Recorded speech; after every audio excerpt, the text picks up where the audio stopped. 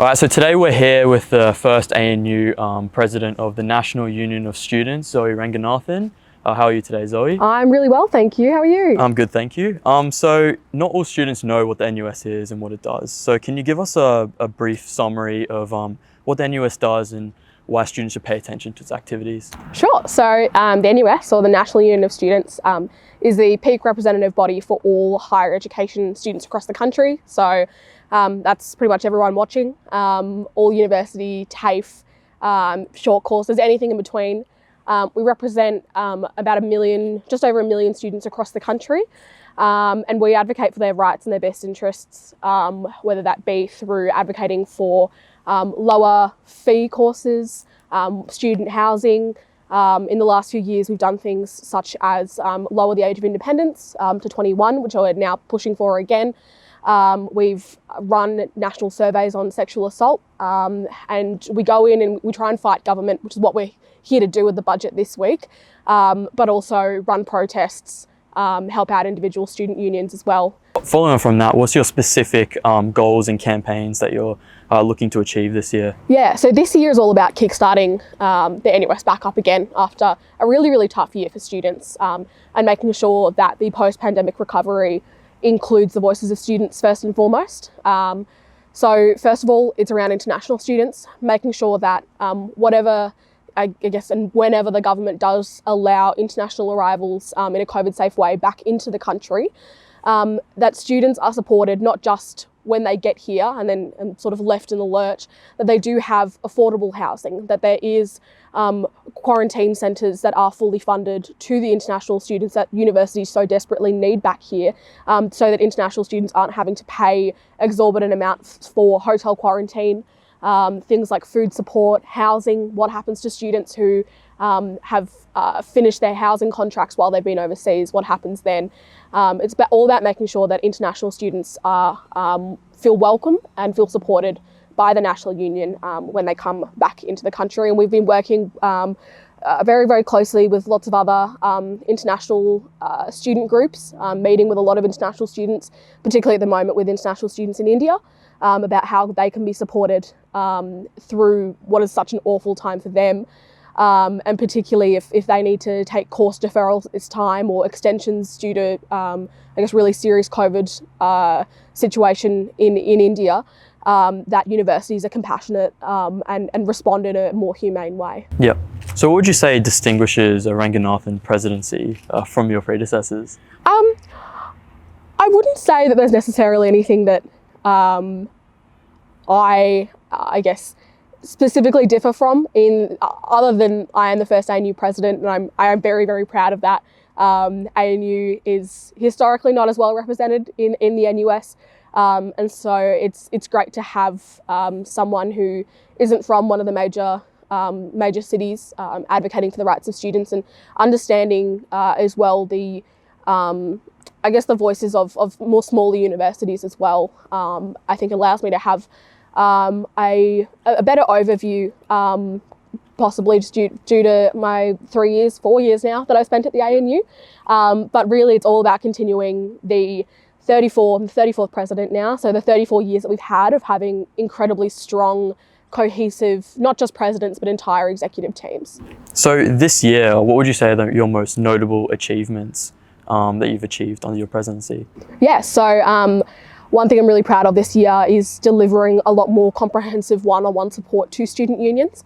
So throughout this year, we have increased the amount of member engagement and contact through things like Zoom calls with women's officers around the National Student Safety Survey, which will be happening next year. Sorry, at the end of this year, and results released next year. I'm very proud of the Campus President guides that I've written and published this year, as well as very strong academic research in terms of things like pre-budgetary submissions, Senate hearings that I've appeared in and have been noted in Hansard for, and then up in the budget this week, being able to go around and get wins through lobbying different groups and having other non-for-profits on our side as well, has been something that I'm incredibly proud of. I would say the most notable though would be around the National Student Safety Survey. The NUS, and particularly myself, it's an issue that's very close to our hearts, with, I guess, the only student group that is specifically the national voice for women who are facing violence on campus. We know that 1 in 3 women will face sexual violence or harassment and assault over their time at university. It's something that I've faced myself as well.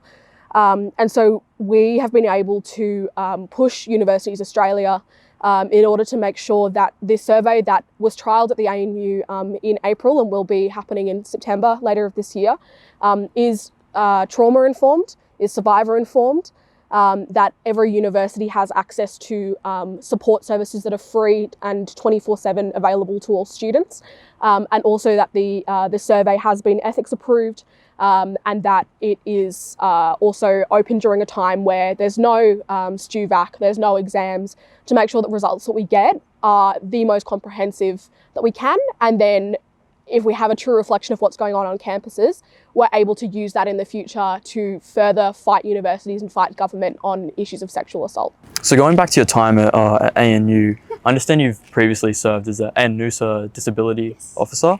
Are you planning on proposing any reforms like tailored to people with disabilities during your presidency? Yeah, definitely. So disability issues are also something that's very, very close to me. In being a NUS disabilities officer last year through a very difficult time for students with disabilities. So I think that does allow me a better understanding of how to serve those students with disabilities. So I'm working very closely with the Australian Disability Law Commission or Centre in Sydney at the moment to work on two things. One, a series of workshops for students that's being trialled at UNSW this year around student rights in disability. So the reasonable adjustments that you should be allowed under the law and things like that, so that students are empowered with the information in order to fight back against universities that don't allow them adjustments and things like that. The second half of the program with the ADLC is really taking a look at particularly law faculties across the country, starting off with Sydney and then hopefully expanding that further. Into looking at where institutional discrimination is at universities against those with disabilities, how we can fight that, and why this is occurring from course conveners in the first place. Is it a lack of awareness of students with disabilities? Is it that law faculties are inherently ableist? Is it in the fact that law faculties expect too much and are too inflexible? We really want to find out why, and then tackle it at the root of the issue, which is within law faculties by lawyers themselves who have gone through university as well.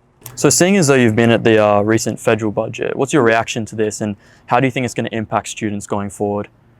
I think this year's federal budget is honestly quite shameful and quite disappointing, but I'm not surprised. This government has shown and shown again last night as well in the federal budget that it has an absolute contempt for students, for the tertiary education sector, and for the future of young people. The fact that universities who are currently struggling, and that means students who are facing course cuts, staff that are facing immense cuts across the country, haven't been given a single cent to tackle the root of the issue, when instead there's been $53 million provided to private education providers in order to push their content further online, is absolutely disgraceful. I don't think this government understands the fact that universities are so integral to the future and long-term future of this country. And I don't think this budget shows that they have a plan for young people in the future. It's very much just a short cash splash pre-election budget, rather than one that shows any care from students or any care really for anyone that doesn't share their ideology. And so the NUS is putting out this evening a budgetary brief, which will be sent around to all of our members, that provides, a shorter snapshot for students that is easily able to be read about what the budget means, what the impacts are on them, and then looking at next steps of how do we react to this, what protests are we running, and how do we try and fight the government even more to roll back things like the 113% increase to some courses under the job ready graduates. Things like that are still hurting students. Yeah. So what would you say in regards to the course cuts by ANU and various other Australian universities? Like, what's your reaction to this and the justification that they're necessary in light of the recent financial circumstances? So course cuts are never necessary, in my opinion. Course cuts are never necessary if the objective of the university and the university council is to make sure that the university and academia, research, student well-being is at its centre. And I think the immense course cuts that we've seen at the ANU and across the country just show that really the priority for universities is about the profit they make, their profit margin at the end of the year, rather than the quality of education that they are delivering to students. It shows that universities really just are corporate institutions and actively trying to become more so, rather than being concerned about the quality of education they're providing. I myself have struggled to find enough courses to finish my major this year. I'm meant to graduate at the end of this year, and pretty much can't, because courses have either they haven't been cut, but they've just been suspended and they haven't been announced of when they're going to deliver them next. And I'm sure everyone has had a situation where that's occurred. And we're seeing the same, if not worse, at other universities across the country. I know Brian Schmidt has put out a statement pretty much against the budget, calling on more money for universities, which I agree in some instance the government does need to help universities and struggling students more. But what Brian failed to talk about is his own paycheck. How can he justify cutting hundreds of staff, hundreds of courses, when he's still taking home more money than the Prime Minister does? It just doesn't make sense. It's in fact hypocritical and shows a lack of care for the well-being and the reality of the student experience at ANU. So the NUS described the recent $50 increase per fortnight to the student welfare payments as a demeaning increase and indicative of a renewed disregard for young people. So though the NUS have been campaigning since 2006, what's being done this year to ensure that the rate can be more effectively raised? Yeah, so we've been campaigning with other organisations such as ACOS for our Raise the Rate campaign, which has seen small but sustained increases whenever the government has come in and cut it. So this year, in terms of welfare payments, our main campaign is around the age of independence, particularly as this is an area that, one, the media hasn't been talking about very often, and two, is something that purely, it can't even be seen as ideological from this government. They really have no reason for the age of independence to be at 21.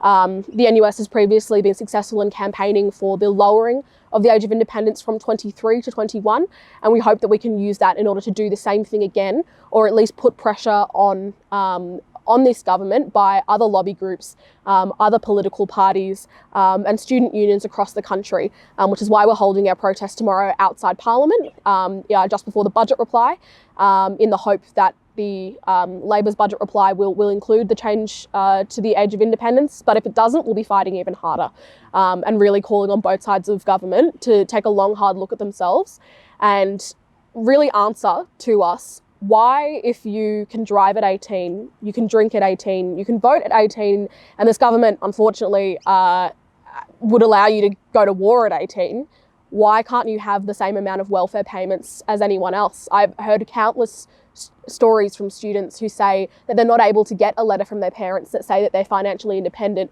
due to a tricky home situation. It perpetuates a cycle of financial abuse and emotional abuse from people that are in violent and dangerous home situations.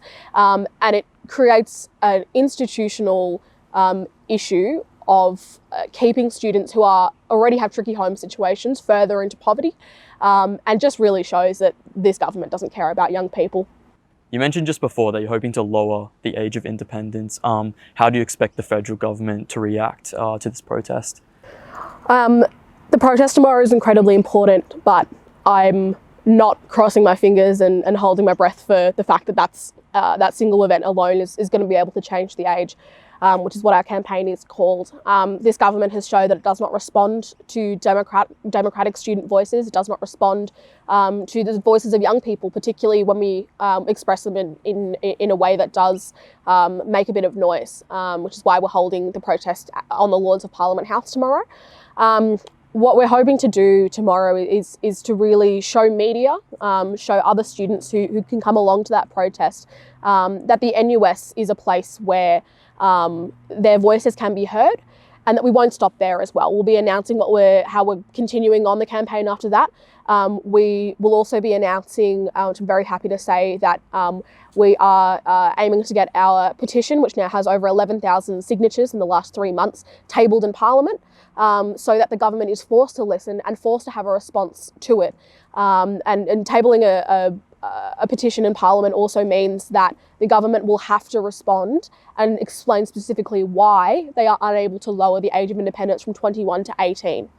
Okay, so international students have had like a really difficult time this year and last year. So what's being done by the NUS to support these students, domestic and abroad, who have been left out of welfare and support programs by the government? Yeah, so I think I spoke about this a bit earlier as well, but international students have had it really tough this year and last year, and we know that. So the NUS has a huge focus, I think, a bigger focus than ever before on international students and their welfare, and making them know that the NUS is somewhere where their voices can be heard. So I would say about 70% of my year this year has been with meeting with individual international student groups, working alongside our General Secretary, Haram, who is an international student, and our International Students Officer, Varun, as well, on working on plans for how we can make small incremental changes now that will impact the future well-being of international students.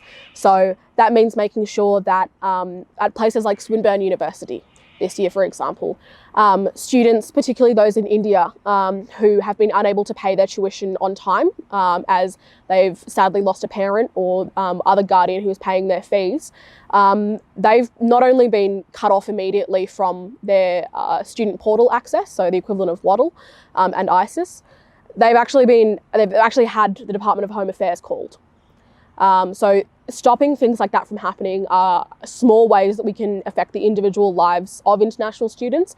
It may not be hugely public, it may not be, I guess, widely thanked for, but it's important change that we're doing that we know makes the world of difference for students who are paying so much for an education that is diminishing in quality. Aside from that, in terms of workers' rights for international students, earlier this year, with the disgraceful attack on an international student at the bubble tea shop in Adelaide, the NUS held a snap rally called Overnight in front of that bubble tea shop, where we protested with other trade unions, ourselves, and other honestly just interested people, calling for better workers' rights for international students, which have sadly again been left out of this year's budget. We're continuing that sort of theme with working on the rights of transport workers, so mostly delivery drivers. We've successfully been part of the campaign for many log drivers to be seen as actual workers rather than just as contractors, which allows them to workers' rights and a standard minimum wage and other workplace entitlements.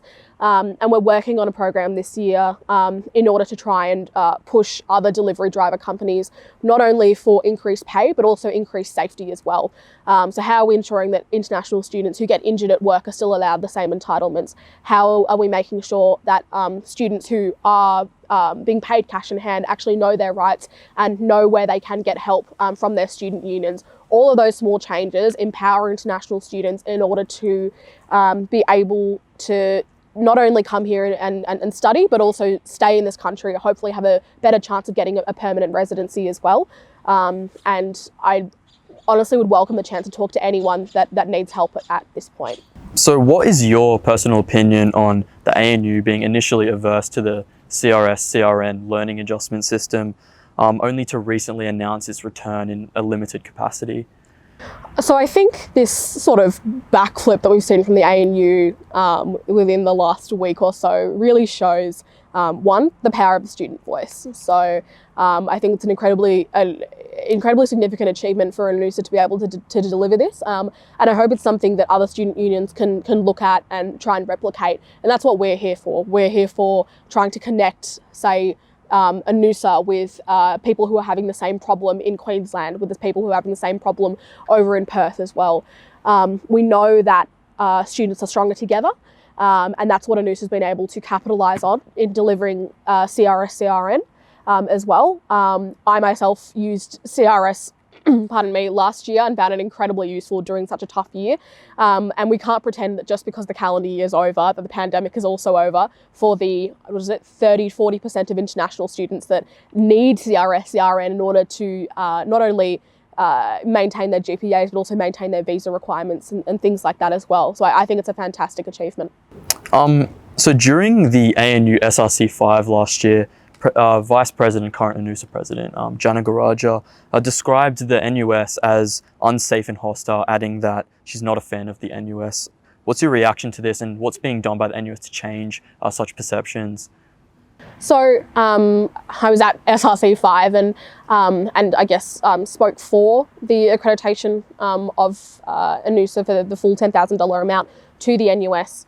I understand where the president is coming from, however, for a lot of students, the political world can be one that is very new and very confronting, particularly if you're new to it, which is why the NUS has fundamentally changed at our national conference last year, the way that we operate, particularly in terms of making sure that we're still democratically electing all of our student leaders, making sure that all delegates have full ability to come to national conference and vote and have their voices heard. So at national conference last year, we've passed a few changes and changed the way that our policy is voted on. So it's moved from being individual policy based. So say every single year we'd pass a policy on free education or something like that. Now it's a policy platform. So it's a standing platform that carries on from year to year, and then amendments are made to that platform. What that means for actual delegates and observers and student media as well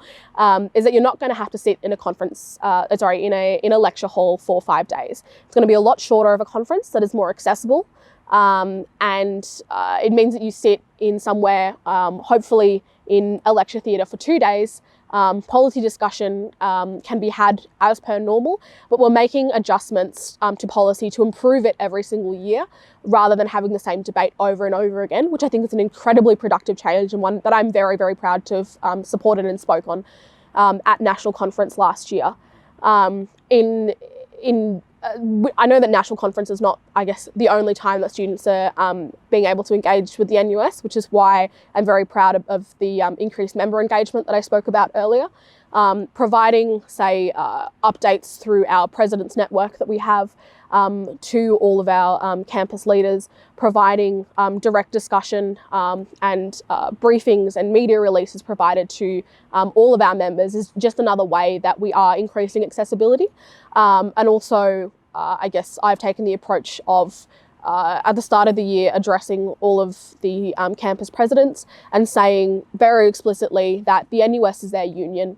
If they need us, they can contact us, and making myself very available to all campus presidents throughout the year. And I've very happy that I have had a lot of direct contact with presidents at ANU, but also across the country as well this year. So over the years, various NUSA delegates have called for the disaccreditation. How do you feel about this, and why is it important that students remain connected to the NUS? So the debate over disaffiliation or reduced amounts of money even for the NUS and accreditation amount is a debate and a discussion that I've had pretty much every year that I've been at the ANU and quite passionately as well. I fundamentally believe that if you go back to the values of student unionism, what we have fought for the last 34 years of existence and even before then, is the fact that student voices are stronger together, and the idea of collective action and solidarity in the student movement. That sort of collective action and power in numbers isn't simply isn't as strong if we don't have key universities like the ANU as being part of our voice. I'm a strong believer of change from within, and so I'm not saying that the NUS is perfect, but I would invite anyone that does have things that they'd like to see changed in the NUS to get in touch, contact me, have a policy put up at National Conference at the end of the year, speak to me throughout the year if we can pass something at National Executive that would benefit students on your campus. All of those changes are ways that we can very easily change the NUS from the inside without weakening the voices of all of us together. It's a simple fact that in a sort of very corporate university climate at the moment, that the NUS does need money and able to function well in order to pay wages for our staff. And we have seen over the course of 34 years when money has been decreased or disaccreditation from key universities has happened, we have had to cut staff, we have had to cut hours, which means that we are less productive for our members, which means that they are less likely to pay full amounts. And so it creates this real cyclical issue of not getting to the heart of the issue, which can be solved through policy and motions, rather through penalising and taking quite a neoliberal approach to student union. All right, well, thanks for your time, Zoe. Appreciate it. worries. Thanks for coming. Thank you so much.